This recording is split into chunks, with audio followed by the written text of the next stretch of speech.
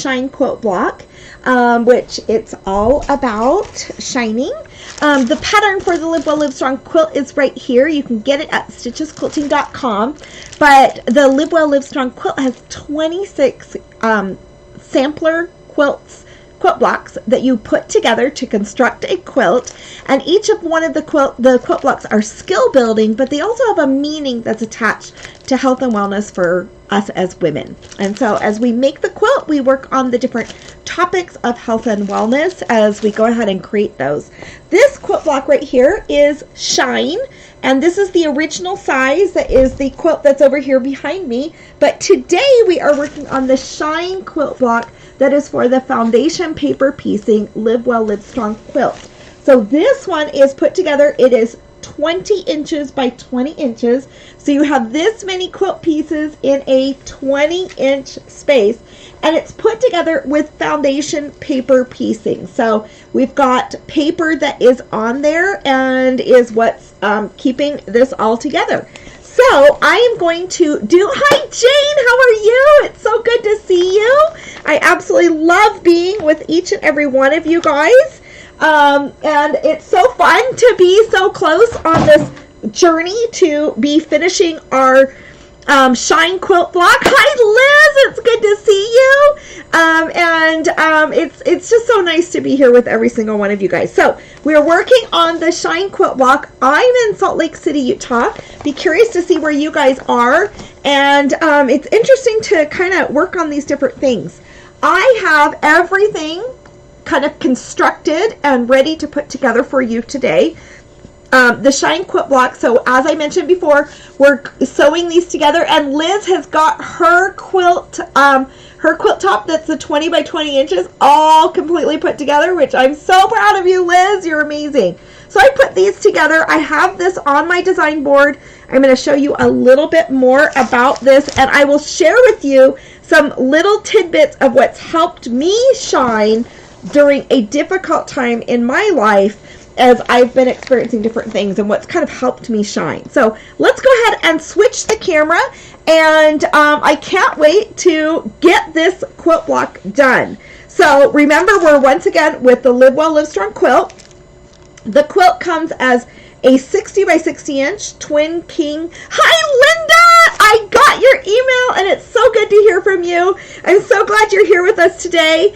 And Linda asked me some questions in an email, and I'm going to actually answer some of those. God bless you too, Linda, and everybody else that's out there. And we've just gone through so much, and I think that, it's going to be fun to be able to chat and create today. And you'll have to see, I've got so many threads all over my shirt already today. And you know what? To me, having threads all over me means it's just going to be a great day. So I love to stitch with all of you and to share with all of you. So let's go ahead and get started.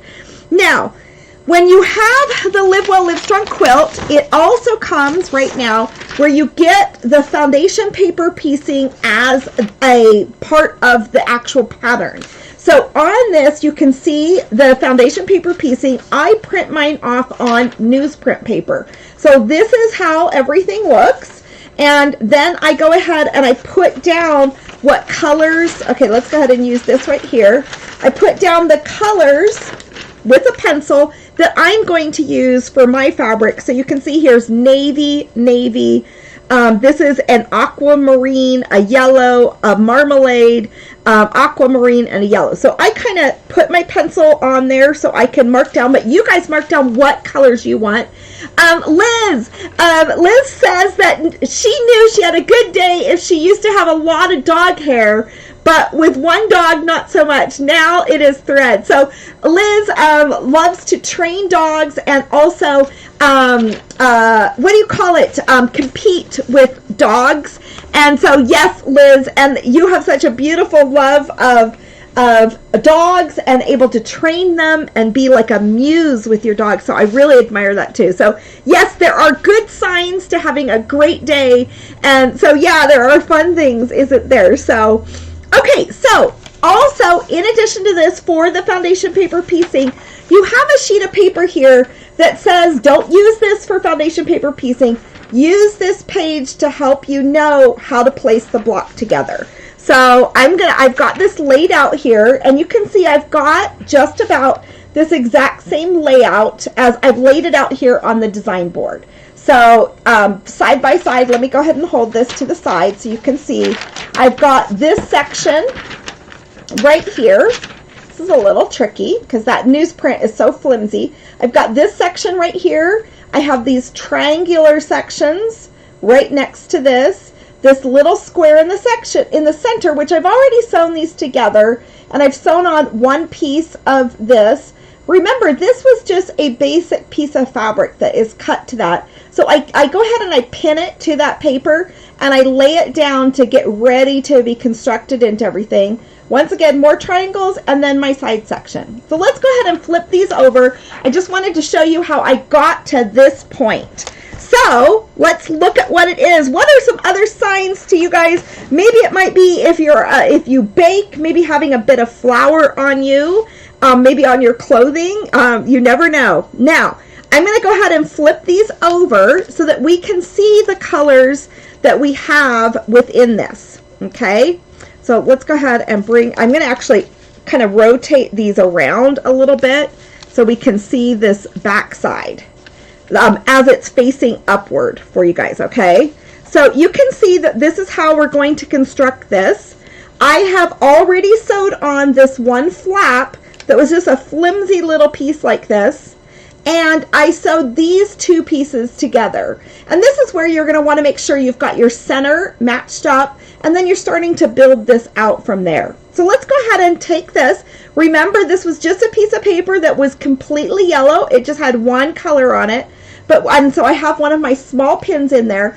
I'm going to line this up so it's matching the 1/4 inch seam. I'm making sure that my triangle point is at the center of these little points right here of my block. I'm going to pin this now to it so it doesn't shift around while I'm stitching it together. Also, when I'm stitching it together, I'm definitely going to have a lump right here. And so as I'm pushing it through the sewing machine, I am going to feel that. You can stitch it on this top side right here. It seems more natural to stitch this way, but either way you do it, just remember you're going to feel that awkwardness of that lump going through. So let's go ahead and get started on this, and we're going to kind of keep building this shine quilt block together. Oh my, you guys, I've been working, prepping for everything earlier today, and I knew I was going to have to change my bobbin. And it's kind of the things that you learn whenever I'm going to just do a couple more stitches, then we'll fill up my bobbin, or we'll switch it out. Okay, meant to do that before I started the live video, so I apologize. Okay, so let's trim that off, but you can see now I can take out my small pin, and I can press this open, and that seam is just automatically matched by matching up those 1/4 inch seams. So tell me what you guys have been doing. Hi, Belle. It's so good to see you. So once again, I have this matched up, and it might not be perfectly matched on these edges, but when I seam over here, I'm going to want to make sure that matches up. And maybe I can actually, I probably pulled that over a little bit too far, but that's okay. So we're going to put this right back here. I'm going to switch my bobbins. Let's go ahead and work with some yellow bobbin thread, because, you know, that's available and handy, and anything light is going to work. I traditionally piece all of my quilting with gray or white thread. It just makes sense. I can see some lint in there. It's always good to clean out your machine when you switch a bobbin, but we're on live video, so I'm not going to do that right now. Okay, now what we're going to do is we're actually going to go ahead and sew these two pieces to our square in the center. So we're going to line this up right over here, and let's sew this one to here. And I really just wanted to give you guys a good idea of how this looks. And remember that some of this has the dog ears trimmed off. So you want this 90-degree angle to match, and then you've got a little bit of a dog ear that you can see there, but that's just fine because it's making your seam allowances a little bit smaller. So let's go ahead and bring this over and stitch this together. Okay, there we go. So we're stitching and we're building our shine quilt block out. Okay, so that looks perfect. We're going to do the same thing right over here. So we need this, hold on, I just sewed that wrong. I think I flipped those around. Holy cow. Let me go ahead and unpick these. That's so crazy. Good grief, Deanna. Okay, I had to do that with the, but I want to show you something. All of this, all of my fabric is stronger than my thread. So here we go. Okay, I went ahead and pulled that. You can see I did it. If you give it a good strong pull, you can go ahead and trim those threads. Now, let's go ahead. This needs to come out here. Let's go ahead and switch these around. I kind of moved my pieces around here. What the heck? This is so funny. Maybe I have one of these actually sewn wrong. I'm going to have to check and see. Okay, we've got this right here. I might have to check and see one of my pieces. Let's sew this back together. Or I wonder if this one comes down here. Yep, that goes there. And this one comes. You guys, that's so funny. What have I done? Can anybody help me with this? That is so hysterical. I might have to switch one of these pieces, which is just fine. We can easily construct that together. I have actually pre-sewn these, so everything is ready to go. And so we're just kind of getting those put completely together. I'm going to lay this back down, and I'm going to make certain that we've got this coming the right direction. I'm going to bring this right sides together and match up my points. Now, on this, I am going to want to stitch this direction and make sure I'm catching that seam allowance right there. Oh my goodness. Already doing crazy things today. But that's okay. We can handle a few little setbacks, right, ladies? And all the setbacks that we might have are things that we learn from, and we have the opportunity to learn and grow and to become stronger. Okay, so we're not going to get flustered when we kind of stitch something just slightly wrong, right? Because we can always fix it, and we can unpick and correct ourselves. Okay, let's bring that needle up. And it's a blessing to be able to do that. Okay, you can see that one right there. Now, I feel like for this one, I've actually just stitched these on backwards. And I'm going to unpick this off, and we're going to lay it the other direction. So I apologize. Let's go ahead and tear that off the paper. And we are going to have this come back on here. I'm going to put these back on here so that I have my seam allowances back. Okay, we're going to go like this. So this is definitely a way that you can see that you can fix this. And let's unpick this real quickly. Okay, here we go. Okay, let's go ahead and do a little unpicking. And we're going to get that just right because I need this to go right there. And I need this piece to go right there. Can you guys see that? Let's go ahead and put those right sides together. And let's place this where that needs to be. And we're going to place this one right on there. And now we've got our block back together. I have no idea how I sewed that wrong. I would have to study it and figure that out. I'm going to sew these pieces back together at that 1/4 inch seam and bring that around because I know I need that darker orange towards the center. Now what I'm going to do here is I'm going to open this up and I'm going to pin my pieces with that small pin. All of this is going to be in there, but I really want to use my papers as I stitch these together. You really don't want to have pieces where your papers aren't. You want, as you construct your block, leave your papers in there. Okay, so let's go ahead and place these papers back on here. So if you do have anything like this that you need to do, this is a way that you can fix it. All right, so let's go ahead and match this up. And every mistake is a chance to learn. My son was a wrestling champion. I know, Linda, your sweetheart is probably having a good, entertaining laugh here, right? But let's see if we have this right. There we go. We're going to put right sides together. That's right, Linda. That's absolutely right. Okay, now we're going to bring these, match these up, and I'm still going to put my papers in here.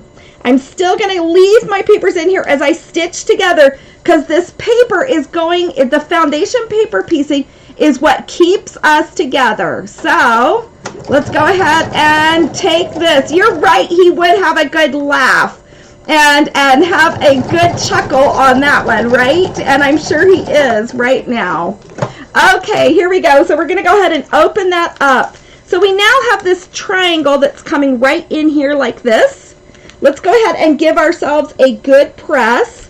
And we've got that paper secured in there. So Linda asked me what book I was reading, because we want to bring good things in so we can shine out good things, right? So I wanted to share this book. It's a book called Man's Search for Meaning by Viktor Frankl. I'll just kind of leave this maybe right here. But it is a great book that I read when I was probably in high school. It's been written for a very long time. And every so often I pull it back out and reread it. And my son wanted to reread it. And it really kind of was a book that really formed who I was as a person and how I kind of developed my mentality as a person. But it is a book of an individual that was a psychologist prior to World War II. And he went in the concentration camps and was eventually put in a concentration camp and was Jewish. And he survived the concentration camp, and then he made these observations of how he survived the concentration camp that made it so that he was able, and what he observed from others as others were able to survive that very, very difficult experience in life. And we all go through difficult, challenging times. And that's for sure. So here we are. I've got this section sewn on. I'm now going to attach this section right here. So let's go ahead and lay this up. I want to show you how I have something not quite matching, but I want to show you how I'm going to go ahead and fix that. I'm going to match these up. So let's put our right sides together. I'm using this pin to hold this piece of fabric, this piece of paper that was in there that, remember, I just ripped it out. So I'm going to pin that one back in there. And then what's really important here is that I'm going to stitch right where those seams were crossed over. So you can see that's slightly unequal, but what matters is I'm stitching where it has crossed through. So we're going to go ahead and line that up, and I'm going to stick another pin in it. So I've got it for sure secured. Oop, that's a needle, not a pin. Okay, here we go. So let's go ahead and put that through because it can get awkward sewing through this many pieces of paper. So anyways, what has happened in here is it's just a really good book. It was written in 1945, just right after World War II. And he actually wrote it in a consecutive 9 days. The first time it was published anonymously with just his prison number, but he was really encouraged by friends to attach his name to it, and he's a very admired man. But he has passed away, I want to say in about the 1990s, if I recall right. But it is just an amazing resource of kind of looking at life and thinking about, you know, there's others with very difficult times and different hard things to have to go through. So, and how we all kind of survive it and build that resilience to be able to move forward. Now, this is kind of a topic for the strength quilt block, but as we have the resilience to get through things, we are able to shine for others. And that's kind of what I wanted to talk to you guys about today as I'm going ahead and putting this together. Now, I just have two sides, so I'm going to quickly share an experience. So I have these two sides to stitch to this, and then I'll stop talking about that. But as many of you guys know, I just recently had to put my disabled adult son, I'm matching my seams right here. So it's very important that you take these papers, and it feels awkward, but you're going to want to make sure that those seams match up that point right in the center of that. So often what I do is I take a pin, I put it right into the intersection of that right there. So you can see that pin sticking in there. I push it through, staying straight. You can see that's going right through that tip of that end. You can see that pin. And then I insert it into the next point of that I'm wanting to match it to. I have this go just horizontally through all the pieces. So you can see that going right through there. And then I'm going to secure my pinning because I know I've got a good match right here. I'm going to secure it by pinning in here too. I am not going to allow my pins to go over the stitch line because I want to go ahead and just stitch without removing those pins. I am going to come over here because once again I have got some seams that I want to match up. So and I'm going to pin right here where those seams are because I don't want this paper to shift. The paper can be rather slippery with your sewing machine. You don't have the same grip or feel that you have with just basic piecing. So this is foundation paper piecing. Let's go ahead and sew this. Now, I just recently made the really hard decision to have my adult disabled son move to like a group home type apartment. It's a really beautiful environment. He has his own apartment now, but it is staffed 24/7 because I knew it wasn't good for Luke to be kind of stuck in this position with me. And I knew it wasn't healthy for me as he was just so angry with me all the time, reminding him about his medicine. So look at how we've got all of these points matched up. Let's do the same. Well, subsequently, I went ahead and I made that decision, but I felt horrible, horrible guilt. I felt like I was failing. I felt like I was kind of putting Luke in a situation where he's unwanted and making him feel rejected. I'm going to once again do the same process with the pin, and I just felt horrible guilt, and the guilt was truly crippling me and was crippling me to the point that I wasn't functioning. And so I decided to get help, and I reached out to my really sweet little counselor. I have a very sweet psychologist for difficult times that I go ahead and I reach out to. She's a really amazing woman. Her name is Lorna Smith Benjamin, and I've been so blessed to have her in my life. And one thing that she said to me is, Deanna, suffering is not a virtue, and suffering is not a tool that is going to help you. It's okay to mourn, and it's okay to feel guilt, but in that, you need to have that motivate you to do something and to motivate you. And if I am suffering and struggling, Luke is going to sense that. And so now I'm going to go ahead and stitch this after securing all that.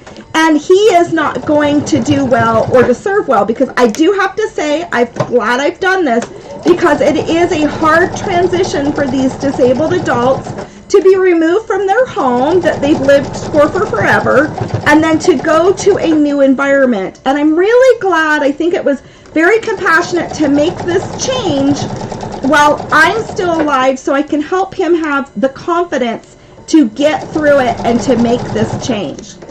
So I just wanted to let you know that I was really struggling with guilt, and I wasn't able to shine because I was allowing that guilt to just cripple me. Okay, let's open this up and see if we have this formed. You can see that. We've got it put together. Let's go ahead and press this. So I'm going to show you how we've got a quilt block, but it's got a lot of paper on it, right, you guys? So it's hard to get this so it is laying flat. So you do want to spend some time pressing this with a very, very hot iron without steam and without starch. So you just want something really, really nice and hot here. So you guys, my point is sometimes we have to let go of some things, and we can mourn. I can mourn that I've had to make a decision like that.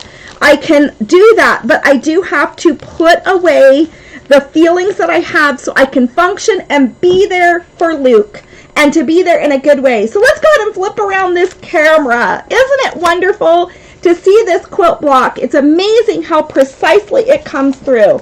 Now, I've got this sewn two different ways, and I want to show you the two different colors that we have going here. This one has a little bit of the darker orange for some contrast in there, and this one over here has a little bit less contrast, but they're both beautiful, beautiful shine quilt blocks.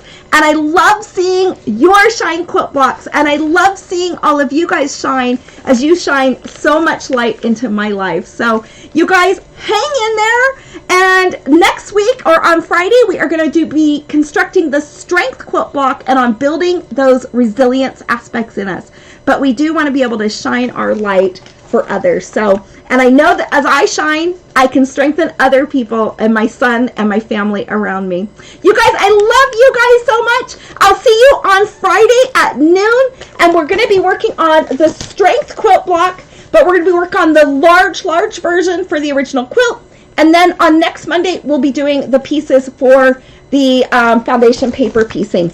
Okay, so we'll see you guys a little bit later. I hope you shine so bright. And please know that all my love and my strength is just shining out for all of you guys. Have a great day and enjoy yourself so very much. We love you and enjoy.